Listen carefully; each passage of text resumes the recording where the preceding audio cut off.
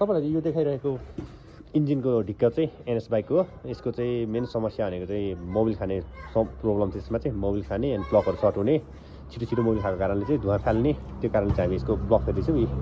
यसको ब्लक यही हो एनएसको। पार्ट नम्बर लिएर आएको हुन्छ जेएल पार्ट नम्बर हुन्छ एनएसको चाहिँ जेएल लेखेको छ पार्ट नम्बर। यो ढिक्कालाई चाहिँ तपाईँको सुरुमा किन्दाखेरि 65 पर्छ है।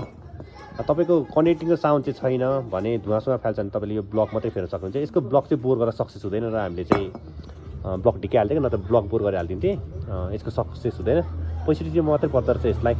पहिला चाहिँ 900 भन्थ्यो। अनि यसको चाहिँ हामीले ब्लक अनि केमचेन हल्का आवाज आएको कारण चाहिँ खोलेको बेला हामीले केमचेन फेरेको एकदम छिटो हुन्छ। यसको ओरिजिनल केमचेन चाहिँ 1000 रुपियाँ पाउन सक्नुहुन्छ तपाईँले जहीँ पनि। अनि यसको अरू समस्या भने त त्यस्तो केही थिएन, कनेक्टिङको समस्या छैन। कनेक्टिङै फेर्नुपर्दा नि 6500 देखि 7000 कनेक्टिङ आउँछ है। अनि कनेक्टिङ 7000 अनि ब्लकको 6500 गर्दाखेरि 13,500 अनि केमचेनको 1000 भन्दा 14,500 हाफ फिटिङ चार्ज हामी 2000 दिन्थ्यौँ। फुल फिटिङ 15-16,000 भयो। लगभग यो बाइकमा मोबिल सोबिल फिट गर्दाखेरि हाफ ग्यासकिट चाहिँ यसको अलिक महँगो पर्छ है। यसको यो हाफ ग्यासकिटलाई नै 1000 रुपियाँ पर्छ। यहाँनिर माथिको हेड हाफ ग्यासकिट भन्दा नि माथिको हेड ग्यासकिट चाहिँ जहिले ओरिजिनल लाउनुपर्छ। यसको नत्र यो डुप्लिकेट लगायो भने चाहिँ तपाईँको कुलेन्ट चाहिँ हाल्दा यहाँ कुलेन्टवाला भएको कुलेन्ट छिरेर इन्जिन जाने कारण चाहिँ तपाईँले त्यो हाफ ग्यासकिट चाहिँ माथिको हेड ग्यासकिट चाहिँ जहिले सोरुमको हाल्नु होला, त्यो 1000 रुपियाँ पर्छ।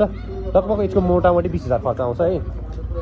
अब यसको कनेक्टिङै फेर्नुपर्दा चाहिँ तपाईँको 25 देखि 26,000मा चाहिँ यसको फुल इन्जिन बानिन्छ है। एनएसको अलिक महँगै पर्छ एनएसको चाहिँ। अरू बाइकहरू गरेर 220हरूको चाहिँ 7-8,000 लगभग 12-13,000 फुल इन्जिन बानिन्छ भने यसको अलिक महँगो पर्छ। त्यति सजिलो यसको चाहिँ केमचेन चाहिँ जाँदैन।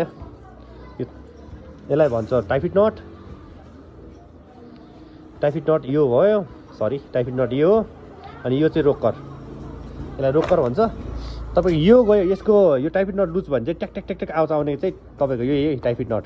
अनि तपाईँको बिहान स्टार्ट हुँदैन भने तपाईँहरूको बाइक चाहिँ बेलुका लगेर बिहान स्टार्ट गर्नु चाहिँ बिहान स्टार्ट हुँदैन भने चाहिँ तपाईँको यो टाइफिड नट चाहिँ यहाँ भेलसँग यो मुनिको भेल हो, यो सानो कालो वडाको यो लामो हुन्छ। यसमा चाहिँ ट्याक्क जोडेको हुन्छ। यो धेरै टाइट भयो भने चाहिँ तपाईँको बिहान सेल्फले स्टार्ट हुँदैन है। बिहान स्टार्ट नहुने समस्या छ भने चाहिँ यो टाइफिड नट चाहिँ लुज गर्नुपर्ने चाहिँ यसकोमा चाहिँ एनएसमा चाहिँ चारवटा भेल भएको कारण चारवटा टाइफिड नट दिएको चाहिँ 1, 2, 3, 4। यसलाई भन्छ केमसाफ्ट। यो भयो रोकर। यसको रोकर त्यति महँगो छैन है। यो रोकर लगभग तपाईँले 700-800 रुपियाँ ओरिजिनलै पाउन सक्नुहुन्छ एउटा जोडीको 1300-1400 पर्छ तपाईँलाई। अनि सबभन्दा चाहिँ एनएसमा चाहिँ लाग्ने यो दुईवटा प्लग चाहिँ 220 को लाग्छ। यो एउटा र यतापट्टिको एउटा यो चाहिँ फेर्न सजिलो छ। प्लग फेर्नु चाहिँ यहाँ छ।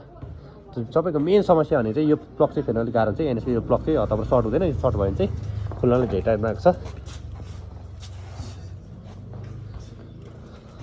अनि यतापट्टिको भएपछि केमचेन फेर्नलाई यो पल्ला खोल्नु पऱ्यो। यो खोलिहाल्यो केमचेन हामीले फेरिसक्यौँ। अब यो क्लच भिड हो। क्लच भिड यसको ओरिजिनल राम्रै छ, हामी यो फेर्दैनौँ।